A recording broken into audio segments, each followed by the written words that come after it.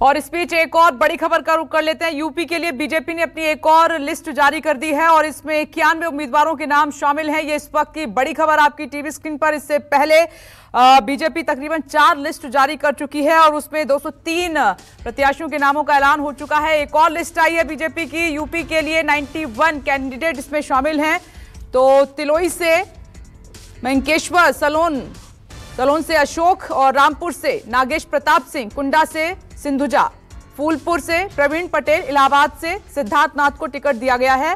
इलाहाबाद दक्षिण से नंद कुमार नंदी को टिकट दिया गया है। जो नाम इस लिस्ट में शामिल हैं वो आपकी टीवी स्क्रीन पर, ये बड़े नाम। अशोक तिवारी इस वक्त हमारे साथ मौजूद हैं। तो अशोक तिवारी, ये 5वीं लिस्ट है बीजेपी की तरफ से। देखिए, निश्चित तौर पर और आज की अगर लिस्ट पर आप गौर से नजर डालिए विपनेश, तो तमाम सारे उत्तर प्रदेश सरकार में यानी कि जो योगी मंत्रिमंडल में मंत्री हैं उनके सारे नाम इस लिस्ट में मौजूद हैं। चाहे आप देखिए जयप्रताप सिंह जो कि उत्तर प्रदेश में स्वास्थ्य मंत्री हैं, सूर्य प्रताप सिंह को पथरदेवा से उतारा गया है जो कृषि मंत्री है उत्तर प्रदेश की सरकार में, सतना से उपेंद्र राय को टिकट दिया गया है जो कि खेल मंत्री है यूपी की सरकार में। इसके अलावा प्रयागराज में सिद्धार्थ नाथ सिंह को टिकट दिया गया है, जो दूसरे नेता है वहां के नंद गोपाल नंदी, उनको टिकट दिया गया है। और इसके अलावा जो मुख्यमंत्री के सूचना विभाग में सलाहकार है शलभ मणि त्रिपाठी, उनको भी देवरिया से बीजेपी का टिकट दिया गया है। हालांकि देवरिया की सीट को लेकर तमाम सारे लोगों ने अपनी दावेदारी की थी। तो इस लिस्ट को अगर आप गौर से देखिए तो इस लिस्ट में भी बीजेपी ने अपना जो मूल काडर है उसको ही चुनावी मैदान में उतारा है। तमाम सारी जगहों पर अगर आप देखिए, चाहे सरेनी की बात की जाए, धीरेन्द्र बहादुर सिंह वो इस वक्त सिटिंग एमएलए हैं, उनको पुनः रिपीट किया गया है। इसके अलावा जो गोंडा की बात की जाए तो वहां पर सांसद ब्रजभूषण शरण सिंह के बेटे प्रतीक भूषण, उनको दोबारा इस बार उम्मीदवार बनाया गया है। तो ऐसे तमाम सारे नाम इस लिस्ट में आप साफ तौर पर देख पाएंगे जो सिटिंग एमएलए है। यानी कि जो बात पहले कही जा रही थी कि बीजेपी अपने तमाम सारे सिटिंग विधायकों के टिकट काट सकती है, तो उस पर फिलहाल अंकुश लग रहा है। बहुत कम इक्का दुक्का टिकट ऐसे हैं जिनको काटकर दूसरा उम्मीदवार उतारा गया है। और तमाम सारे ऐसे लोग जो बीजेपी में कुछ दिन पहले ही शामिल हुए थे, राकेश सचान कुछ दिन पहले आपको याद होगा दिल्ली में बीजेपी ने उन्होंने ज्वाइन की थी धर्मेंद्र प्रधान की उपस्थिति में, तो उनको भी टिकट फिलहाल आज दिया गया है। कुंडा से सिंधुजा मिश्रा राजा भैया के खिलाफ एक मजबूत उम्मीदवार के तौर पर वहां पर उतारा गया है। तो ऐसे तमाम सारे नाम इस लिस्ट में विपनेश मौजूद हैं जो बीजेपी का मूल काडर भी है और जो बाहर से आने वाले नेता जिन्होंने बीजेपी ज्वाइन की थी उनको भी उम्मीदवारी दी गई है और कुछ नए नाम भी हैं जिनको इस बार उम्मीदवार बनाया गया है। एक इस लिस्ट में अशोक, आपको याद होगा जब ये बवाल कटा और नेता पार्टी छोड़ के चले गए तो सिटिंग एमएलए के जो टिकट कटने थे परफॉर्मेंस के आधार में, इस लिस्ट में भी हमने देखा है कि उसमें बड़ा फेरबदल है। जैसा आप बता रहे हैं कि बीजेपी थम गई, सिटिंग एमएलए पर भरोसा जताया है बीजेपी ने, नहीं काटे टिकट ज्यादा।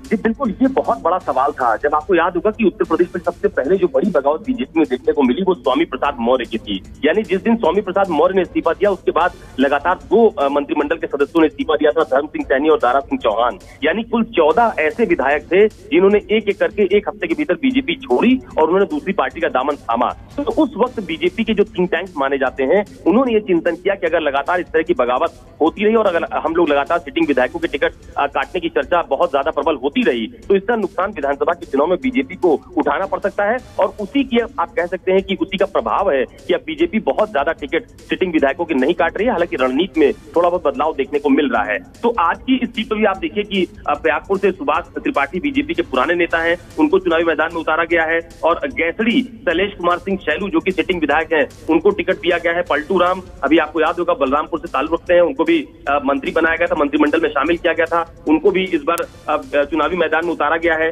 पावन सिंह बीजेपी के बहुत पुराने नेता है गोंडा कटरा बाजार से, उनको भी टिकट दिया गया है। अजय कुमार सिंह लल्ला भैया जो कि कर्नलगंज से इस बार सिटिंग विधायक इस वक्त मौजूदा है, हालांकि वो अपने बेटे के लिए टिकट मांग रहे थे ऐसा कहा जाता है, लेकिन बीजेपी ने उन्हीं को चुनावी मैदान में उतारा है। तो ऐसे तमाम सारे नाम, रमापति शास्त्री देखिए सिटिंग विधायक है, उनको भी टिकट दिया गया है। प्रभात वर्मा भी सिटिंग विधायक है, उनको भी चुनावी मैदान में उतारा गया है। उत्तर प्रदेश सरकार में बेसिक शिक्षा मंत्री सतीश चंद्र द्विवेदी हैं, उनको भी इस बार टिकट दिया गया है। तो बीजेपी ने अपने सिटिंग विधायकों के टिकट काटने से पूरी तरह से आप कह सकते हैं परहेज किया है। इक्का दुक्का या कुछ सीटें ऐसी हैं जहां पर उनका रिपोर्ट बहुत अच्छा नहीं मिला है, वहीं पर टिकट काटे गए हैं। इसलिए ये माना जा रहा है कि बीजेपी अपने सिटिंग विधायकों के टिकट फिलहाल बहुत ज्यादा काटने के मूड में नहीं है, क्योंकि जो बीते दिनों भगदड़ देखने को मिली थी उसका बहुत ज्यादा खामियाजा चर्चा के तौर पर या यूं कहें कि एक परसेप्शन के तौर पर बीजेपी को वैसे ही खामियाजा उठाना पड़ा है। ठीक है अशोक तिवारी, ये लिस्ट भी आ गई है टीवी स्क्रीन पर दर्शकों को बहुत बेहद नजदीक से। न्यूज़ 24 सबसे पहले जो बीजेपी की तरफ से अभी ये लिस्ट जारी की गई है वो मैं आपको दिखा रही हूं। मेरे मोबाइल में भी इस वक्त बीजेपी की जो एक नई लिस्ट आई है, इसमें 91 कैंडिडेट के नाम शामिल हैं। आपकी टीवी स्क्रीन पर भी है वो लिस्ट और बेहद नजदीक से आप इस वक्त मेरे मोबाइल से भी इस लिस्ट को देख सकते हैं। और इसमें जो अहम चेहरे हैं, क्योंकि जिस तरीके से न्यूज़ 24 संवाददाता अशोक तिवारी बता रहे हैं कि सिटिंग एमएलएस के टिकट काटने के मूड में बीजेपी थी और उस प्लान में बीजेपी ने बदलाव किया है। अब ऐसा नहीं है, सिटिंग एमएलएस को टिकट दिए गए हैं, उन पर भरोसा बीजेपी ने जताया है। तो तकरीबन आप देख रहे हैं कि 250 से ज्यादा उम्मीदवारों के नामों का ऐलान बीजेपी कर चुकी है। तकरीबन सभी फेजेस में उम्मीदवारों के नाम जो है सामने आ चुके हैं। और ये लिस्ट आपकी टीवी स्क्रीन पर एक बार जल्दी से आपको बता देते हैं। आप देख रहे हैं बिस्वा से श्री निर्मल वर्मा को टिकट दिया गया है और तिलोई से श्री मयंकेश्वर सिंह को मैदान में उतारा है बीजेपी ने। सलोन अजा से श्री अशोक कोरी को टिकट दिया गया है और सरेनी से श्री धीरेन्द्र बहादुर सिंह को टिकट दिया गया है। ये आपको टिकट ये देखिए, ये बेहद नजदीक से आपको ये टिकट दिखाते हैं, जो लिस्ट दिखाते हैं जो बीजेपी ने 91 कैंडिडेट्स को मैदान में उतारा है। एक और लिस्ट बेहद मंथन के बाद, बड़ी चर्चा के बाद, क्योंकि इस बार सबका रिपोर्ट कार्ड बीजेपी ने दिल्ली में मंगाया था, एक कैंडिडेट का जिसको बीजेपी ने मैदान में उतारा है। उसी के आधार पर ये जो लिस्ट है जारी की गई है 2022 विधानसभा चुनाव में। अशोक,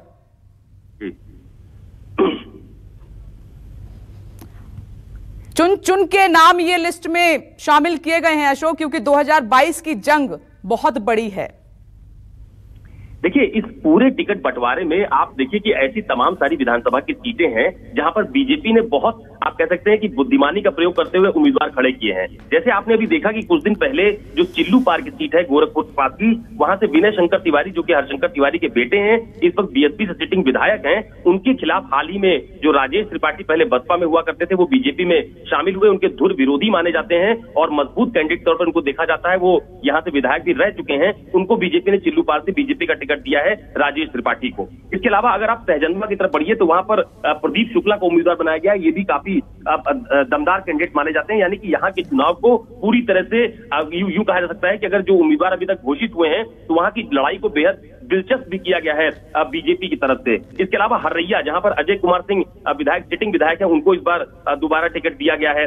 बेसिक शिक्षा मंत्री, स्वास्थ्य मंत्री, इसके अलावा खेल मंत्री और जो रमापति शास्त्री, वो भी उत्तर प्रदेश सरकार में कैबिनेट मिनिस्टर है, उनको भी इस बार चुनावी मैदान में दोबारा उतारा गया है। तो इस पूरी लिस्ट के माध्यम से सबसे जो अहम बात नजर निकलकर सामने आ रही है वो ये आ रही है कि तमाम सारे मंत्री, उनके टिकट रिपीट किए गए हैं। तमाम सारे ऐसे सिटिंग विधायक जिनके बारे में ये कहा जा रहा था कि इनके टिकट काटे जाएंगे, उनको भी इस बार रिपीट किया गया है। और ये तमाम सारी जगहों पर है, चाहे आप दूसरे जनपदों की बात करिए, गैसली की बात करिए, जहां पर शैलेश कुमार सिंह पहली बार विधानसभा पहुंचे थे चुनकर, उनको दोबारा रिपीट किया गया है। और आपको याद होगा कि बहराइच में एक मंत्री हुआ करती थी अनुपमा जायसवाल, जो पहले बेसिक एजुकेशन मिनिस्टर थी, बाद में उनको बर्खास्त भी किया गया था। उस वक्त ये कहा जा रहा था कि इस बार इनका भी टिकट कटने की पूरी संभावना है, तो उनको भी इस बार विधानसभा के चुनाव में दोबारा उतारा गया है। तो ऐसे तमाम सारे नाम हैं जिसमें बीजेपी ने अपने पुराने विधायकों पर ही भरोसा जताया है। अयोध्या की सीट बेहद दिलचस्प मानी जाती है। वहां से बहुत पहले योगी आदित्यनाथ के चुनाव लड़ने की चर्चा थी। वहां से जो सिटिंग विधायक है वेद प्रकाश गुप्ता, उनको इस बार दोबारा चुनावी मैदान में उतार दिया गया है। मिल्कीपुर से बाबा गोरखनाथ को चुनावी मैदान में उतारा गया है। तो ऐसे तमाम सारे नाम विपनेश इस पूरी लिस्ट में मौजूद हैं, जिस लिस्ट के माध्यम से बीजेपी ने अपने पुराने नेताओं पर भी भरोसा जताया है और जो कुछ लोग दूसरे दलों को छोड़कर बीजेपी में शामिल हुए थे उनको भी चुनावी मैदान में उतारा गया है। क्योंकि बीजेपी के लिए इस बार का विधानसभा चुनाव बेहद, आप कह सकते हैं कि अब दिलचस्प माना जा रहा है। उनके लिए बड़ी चुनौती है कि वो दोबारा उत्तर प्रदेश की सत्ता में हासिल हो सके, क्योंकि उनके सामने एक बहुत बड़ा गठबंधन उत्तर प्रदेश के विधानसभा चुनाव में खड़ा हुआ है। लिहाजा टिकट बंटवारे में बहुत ज्यादा मंथन के बाद ही ये सूची जारी की जा रही है। ठीक है अशोक तिवारी, आपका बहुत बहुत शुक्रिया। ये नई लिस्ट